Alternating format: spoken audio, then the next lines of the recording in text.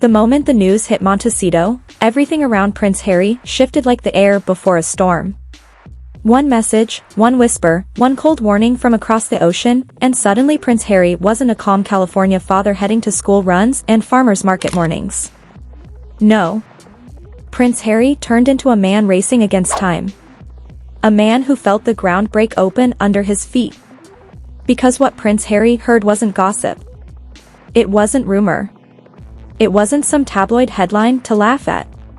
It was something far worse, something that sliced through him like a blade. Buckingham Palace was preparing to erase him. Not ignore him. Not punish him. Erase him. The titles, gone. The status, gone. The identity he was born into, wiped clean with one royal signature. And when Prince Harry heard that Prince William, not King Charles, not Parliament, not the media, Prince William himself had started the process, something inside him cracked. The man who once walked behind his mother's coffin, the man who once depended on his brother like a lifeline, now felt the same brother tightening that lifeline around his neck. Sources say Prince Harry didn't even pack properly.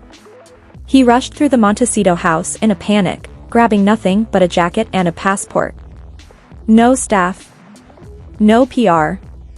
No official announcement. Just pure instinct.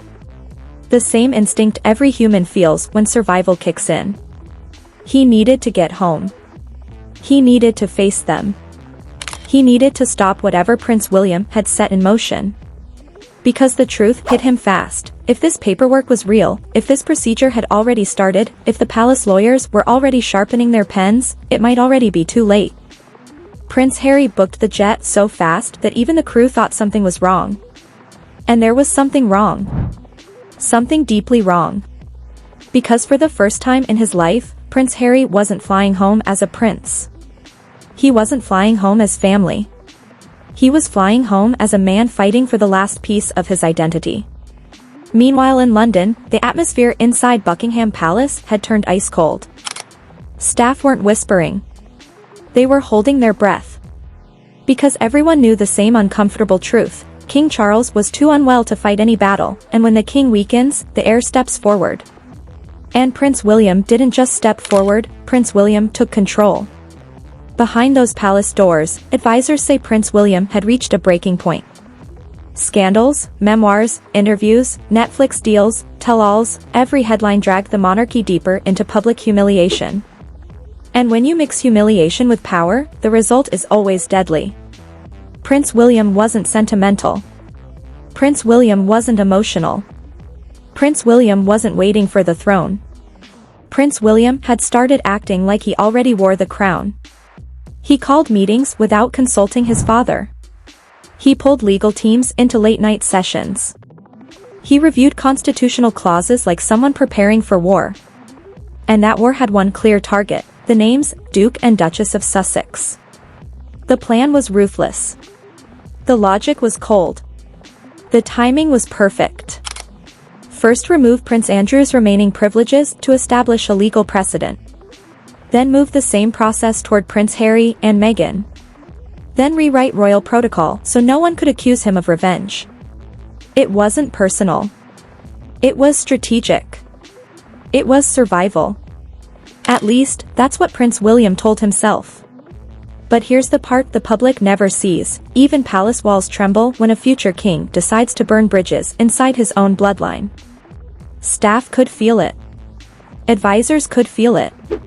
Even King Charles, sitting silently with a trembling teacup, could feel it. Prince William had crossed a line that no one could uncross. And just as London braced for the storm, Montecito felt the shockwave. Meghan Markle, standing in her glass living room, stared at her phone as the news reached her. Not confirmed news. Not official news. But the type of insider information that always ends up being true. Her jaw tightened. Her heartbeat kicked. Her entire branding empire, that carefully curated Hollywood royal hybrid, suddenly stood on sinking sand. Because Meghan knew exactly what losing the title meant. No prestige. No royal halo. No Duchess of Sussex prestige contracts. No billionaire investors drawn in by the sparkle of royalty. And the most dangerous part? Prince William wasn't bluffing. Inside London, advisors whispered that Prince William had already blocked her trademark filings. Every one of them. Anything tied to Duchess of Sussex? Rejected. Anything using the royal name commercially? Denied. Anything linked to royal imagery? Flagged. It was a direct attack on her entire commercial strategy. And if there is one thing Meghan hates more than bad press, it's losing control of her brand. But while Meghan paced the house in fury, Prince Harry was pacing in fear of what he would find when he landed. Fear of what Prince William had already done. Fear of what King Charles might say.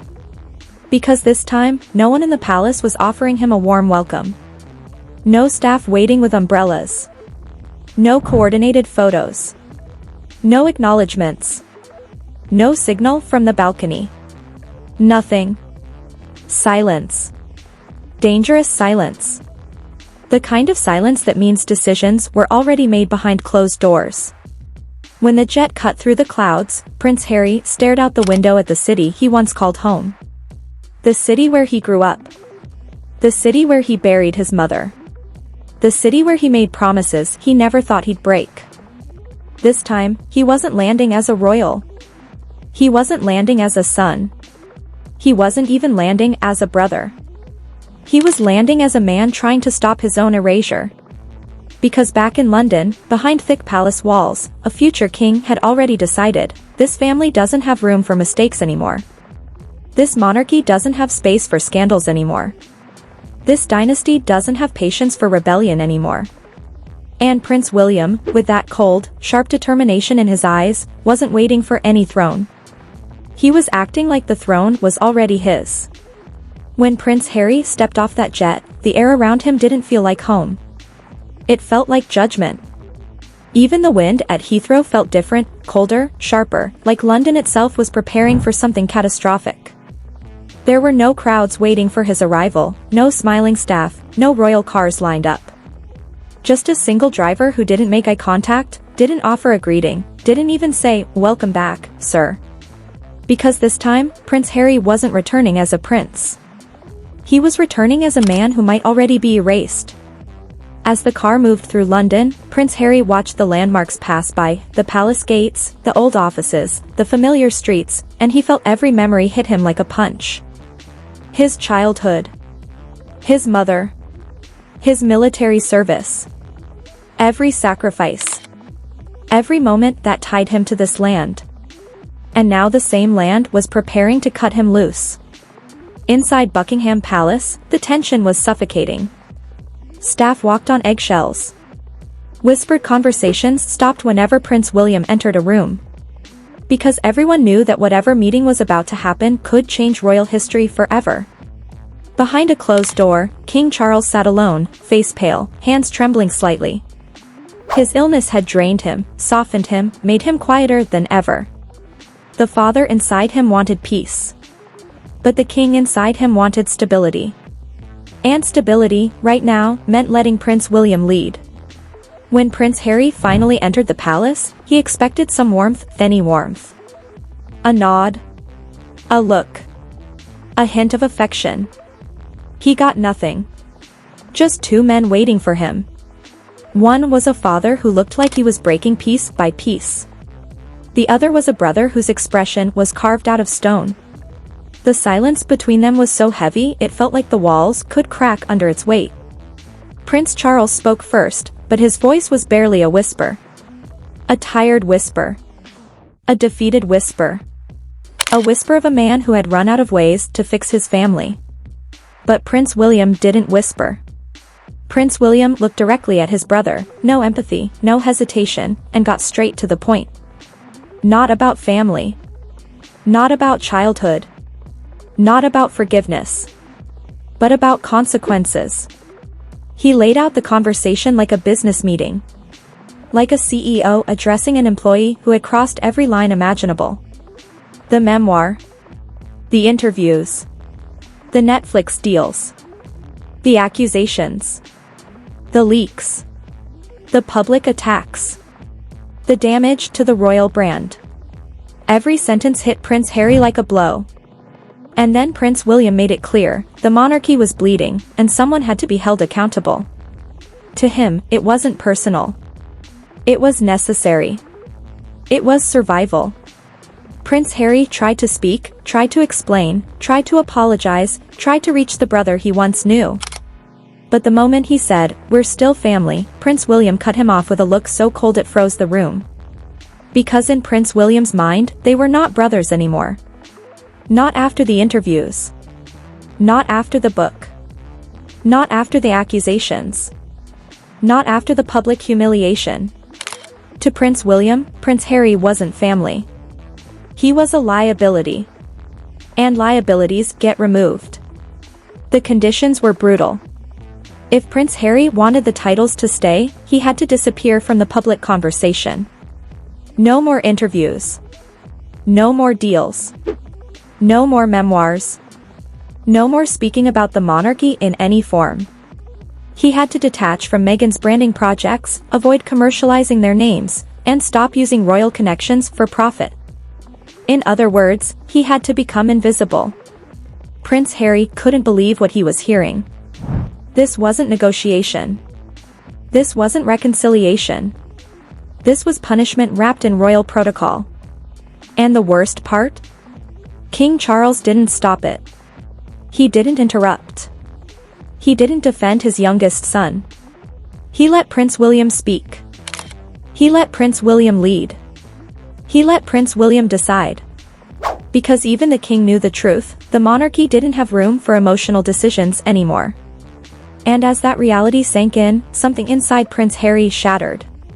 Meanwhile, thousands of miles away in California, Meghan Markle refreshed the royal website on her phone over and over. Every time the page loaded, her breath caught. Because rumors said the update was coming. Rumors said the palace was preparing the new lineup. Rumors said her title could vanish at any second. Her entire brand depended on that title. And for the first time in years, Meghan felt powerless.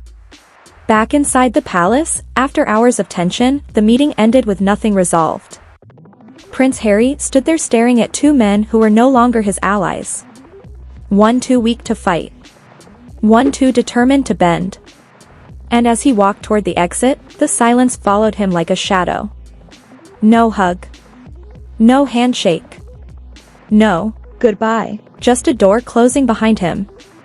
Hours later, while the world slept, Buckingham Palace quietly updated the website. No announcement. No press release. No grand ceremony.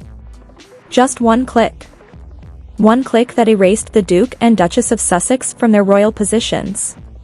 Across the Atlantic, at that exact moment, Meghan saw the update appear on her screen. Her hands froze. Her face dropped.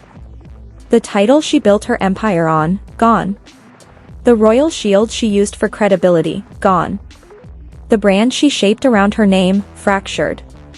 And in London, Prince Harry sat alone in a silent guest room, staring at a future he never imagined, a future where the monarchy moved forward without him. Where his brother rose. Where his father surrendered. Where his identity collapsed. Because in the end, the crown didn't just take back titles. It took back history. It took back legacy. It took back every piece of the boy who once lived behind those palace gates. And as morning light hit the palace walls, one thing became painfully clear: the monarchy survived. The dynasty strengthened. But the Windsor family? It broke. Completely. Irreversibly. And Prince William, standing steady in the new dawn, didn't look like a man waiting for power. He looked like a man who already claimed it.